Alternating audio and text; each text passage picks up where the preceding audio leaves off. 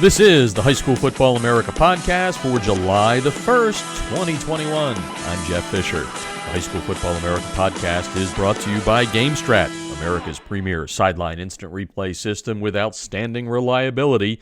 It has faster speed than Huddle Sideline. Plus, GameStrat has awesome customer service along with different plans priced right for every coach's budget. And if you mention High School Football America, they're going to do a little something special for you on that pricing. To get a demo, go to GameStrat.com or click on the GameStrat banner ad located on every page of HighSchoolFootballAmerica.com. Well, normally at this time on the High School Football America podcast, I get to say we're heading to, but I'm not heading to anywhere. I'm actually staying in the hometown of High School Football America in Canton, Georgia. We're going to be joined right now by Josh Shaw, the head coach at Cherokee High School, and his quarterback, senior-to-be, AJ Swann, right now is at the Elite 11 out in Los Angeles, the premier quarterback competition in America. And Coach Shaw is here to talk a little bit about AJ and what he's done to get to that point. And boy, this has got to be a big weekend for you, Coach. Welcome to the podcast. Oh, thank you, Jeff. Thank you for having me. So it is, of course. I mean, what a tremendous honor for AJ to have earned an opportunity to go out there and compete with some of the best quarterbacks in the country. Yeah, no doubt about it. And, everybody says that quarterbacks are born sometimes. I don't know about that philosophy, but when I chatted with you a couple of weeks ago, you said that AJ was a young man that's come up through the system with you and, through the feeder system and all that. Why don't you give the listeners around the nation a little bit of a snapshot of AJ and how he's developed as a quarterback, and took you to number 23 ranking last year in the Georgia Top 25 for High School Football America. So give us a little glimpse into his earlier career into now being your starting quarterback and hopefully doing well at the Elite 11. Yeah, AJ's a homegrown talent. He had two older sisters that have attended Cherokee, and his family has lived in Canton the majority of his life. So I remember watching him as a fourth grader in our Cherokee youth football days, playing quarterback back then, and knew as he was rising up through middle school that he was going to be really special. Kind of sat there waiting, 7A football in the state of Georgia, much like other states across the country, is you got to have a trigger man to be successful.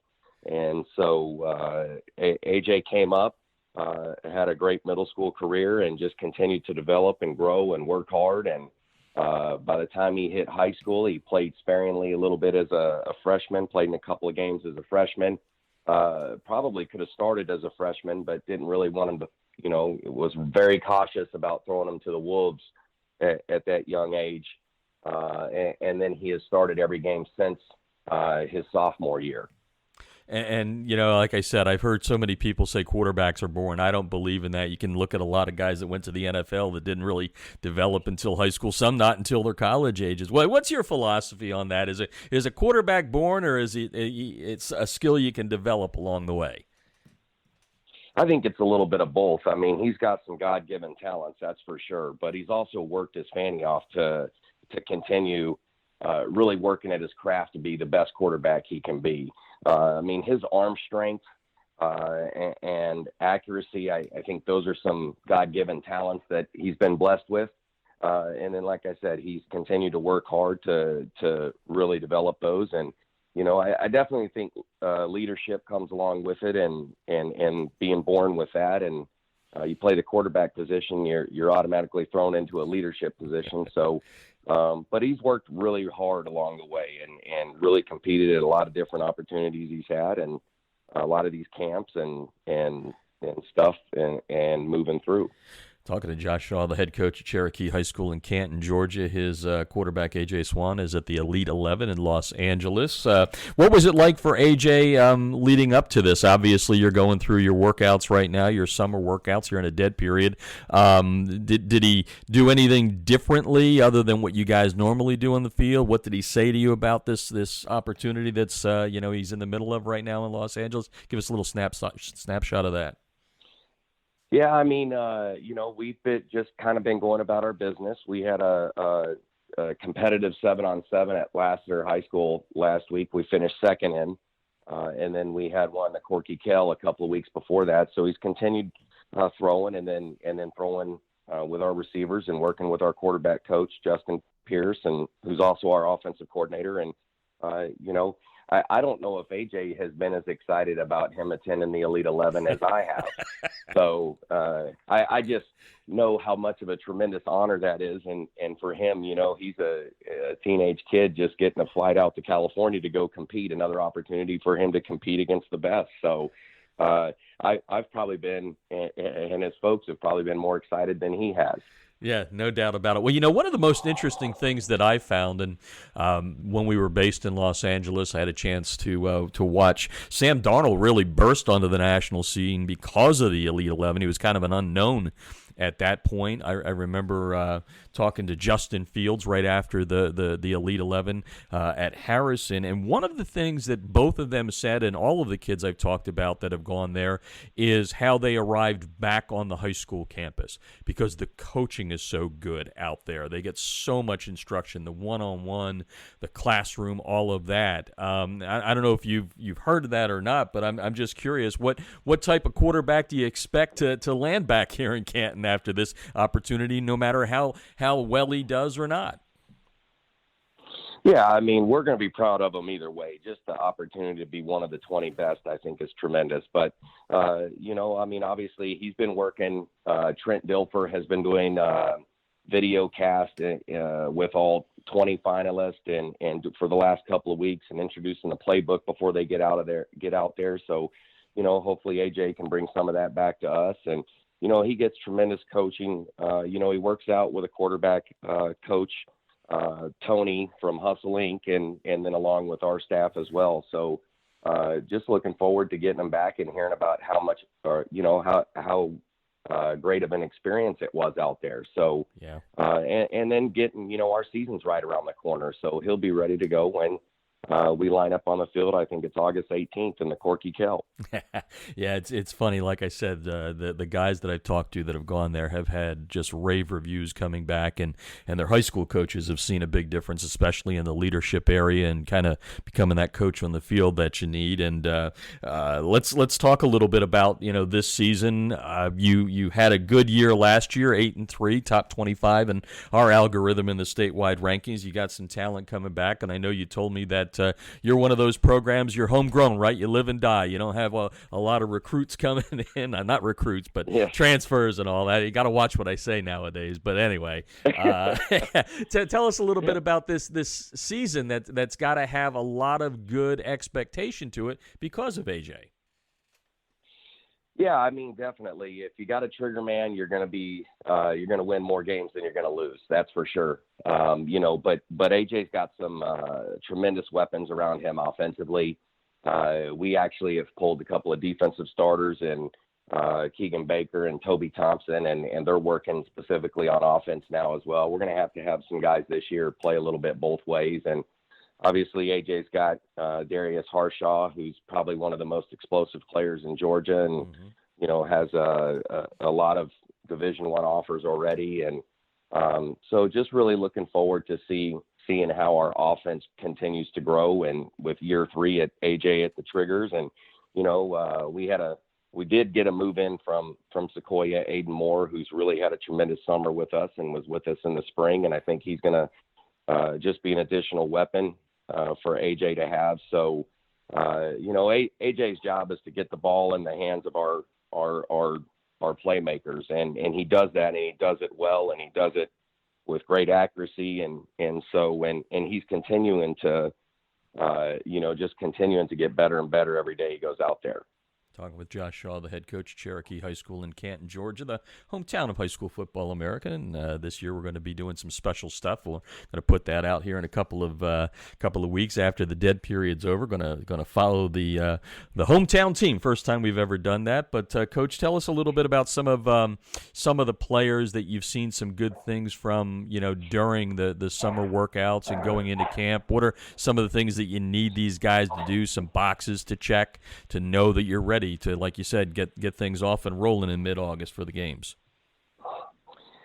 Yeah, I think one of the biggest, we got hit hard by graduation on the offensive line and on the defensive side of the ball, losing an all-state linebacker in Brayson Parker. I think my biggest surprise defensively so far has been the rise of upcoming junior Kyan Simmons. His older brother, Nason, was our starting left tackle for the last 2 years, signed with Arkansas State. And usually the progression on defense is we start guys at safety, they move to linebacker, and then eventually to D-end if they continue to develop and grow. And Kyan was one that played D-end last year, and we actually moved him backwards. But he's playing our will backer right now, and he's just really long and rangy. He's 6'1", almost 6'2", and about 210 pounds and can fly. So he's also a basketball player, but he's had a tremendous spring. I think we've got some really bright spots along the D-line I'm looking forward to seeing once the season gets started. We got an upcoming sophomore, Javon Hobson. Toby Thompson will be returning there, Jax Holcomb, Tanner Dolly High. So defensive line on that side will probably be a strength. And then we got the Goddard twins at linebacker and safety. So, it's been a good spring. We're definitely, though, this year is going to be to try to outscore everybody. As much as I'm a defensive guy with some of the weapons we have offensively and with AJ, the last 2 years we've played tremendous defense. Last year we were top 10 and the majority of the year in defensive scoring and had pitched a couple of shutouts. This year I think it's kind of leaning to the offensive side where we're gonna probably win some games 40-35. Well, that looks like that's going to be some fun football for me to watch with AJ Swann there. By the way, we should mention AJ gave his verbal to Maryland Big Ten football, so the old Pennsylvania guy on the other end of the line here is very happy for some talent from the South going up north for a change to play some of my brand of football up there. As we go away here, you mentioned at the beginning, and it's something that I've been talking about and writing about on High School Football America since we moved here in 2018, is the quality of football in Georgia. And I mean top to bottom, and I've made no bones about it. 7A is obviously the creme de la creme. You find these schools that are top 100, but, I've enjoyed the 1A championship games and been amazed at the physicality of football here in the state of Georgia. I was, hoping you'd spend a couple of minutes here talking about what you said in 7A because, Grayson was, I think, number 3 in our top 100 last year. Norcross was 32. It is a slog to win a state championship in 7A. How would you classify specifically 7A and then maybe take it on to, Georgia high school football in general? Yeah, man, it's a gauntlet, that's for sure. And I think the biggest thing is there's no game on anyone's schedule at this level that's where you can go into it and just think that you're going to steamroll an opponent. The coaching up here is so good, and the fact that we're able to do it pretty much year round down here, I think really develops the players. And I coached 5 years down in Florida, and there were a lot of tremendous athletes that I had and that we played against, but a lot of undisciplined play during the games. And you knew you could go into a few games down there where you were just going to beat people because they just were not very well coached. And up here, that's not the case. It doesn't matter if you're 10-0 or 0-10, you're going to be in a dogfight each and every week. And it's extremely challenging, and it doesn't allow you to have any days off, so to speak, during the season. It takes a couple of mistakes. We've dropped 2 games the last 2 years by 2 or 3, I think by all 4 of them were less than 4 points, and they ended up costing us 2 region championships. The margin for error is just very, very slim. All 4 games we had a lead late in the fourth quarter, and we just were not able to finish. So, it just shows you that you've got to really take advantage of opportunities and eliminate mistakes. And at the end of the day, we're also dealing with teenage young men. So sometimes that comes with the territory, but it's tremendous. We end up getting a first round matchup with North Gwinnett, and North Gwinnett's coached by Bill Stewart, who's a tremendous mentor for me, was my old head coach. And, that's just a tough first round matchup for us. And we played in about 6 inches of mud, and, just wasn't ideal, and we didn't play well. And a lot of it, man, when you get to the playoffs at this level, is about matchups. And if you get a favorable matchup, you can get on a roll and go. And if you don't, if you get one that's not a good matchup for your team, it could be a quick exit in the playoffs. Yeah, it has been fun football to watch, no doubt about that, over the last several years. Coach, going away, last question for you, and we talked about AJ and the Elite 11 and what's ahead. One of the things you and I talked about in our little meeting there a couple of weeks ago was, you're the guy doing the interview right now. You're the guy that gets credit for the wins and the losses, but you were giving a lot of credit to your staff, and you were very pleased with the guys that help you make the Cherokee football program run. Maybe if you could spend a couple of seconds here just talking about them and how important, assistant coaches are, the guys that toil in, anonymity and in many cases until they get that promotion up the line. But tell us a little bit about your staff and the importance to the program. Yeah, man, that's the key, number one right there. I mean, head coach is only as good as the guys that he's got working with him. And I think number one is our staff has now been together for the last 3 or 4 years for the most part. We've maybe added a piece here or there, but for the last 4 years, I've had the same coordinators, and they take a lot of the head coaching responsibilities off of me. And be honest, I could disappear tomorrow, and they would be able to run our program, and that's Davis Harvey on defense, who's our assistant head coach, and then Justin Pierce on offense, who's our offensive coordinator, quarterback coach. And then they both we got tremendous assistance underneath them. Like I said, we've been together for a length of time. We know how to feed off each other and the energy to bring with our kids, and the culture that our program has, and everybody's on the same page. And I think that goes a long way when you're trying to be successful as well. So they work hard. They coach our kids hard, and our assistants are always looking to get better. Well, Coach, I appreciate you taking some time. You're getting a little break here during dead period because, right now this is it, right? you hope you go late into December with no time other than for football, although you got your family you got to take care of. But we appreciate you taking the time, and enjoy the 4th of July, and can't wait to see what AJ does in Los Angeles. Absolutely. Thank you for having me. The High School Football America podcast is brought to you by the great new app Small Player Big Play, an age-appropriate, sports-focused social media platform that's designed to showcase and connect young athletes, parents, coaches, and their friends. On Small Player Big Play, young athletes have the ability to utilize the app and share their interest and their accomplishments in a very safe and a highly secure social media environment. It features live streaming with game day highlights, and here's what's really cool: lucrative fundraising opportunities for your team or your school. Download the Small Player Big Play app on Google Play and the Apple App Store. That's the High School Football America podcast. I'm Jeff Fisher.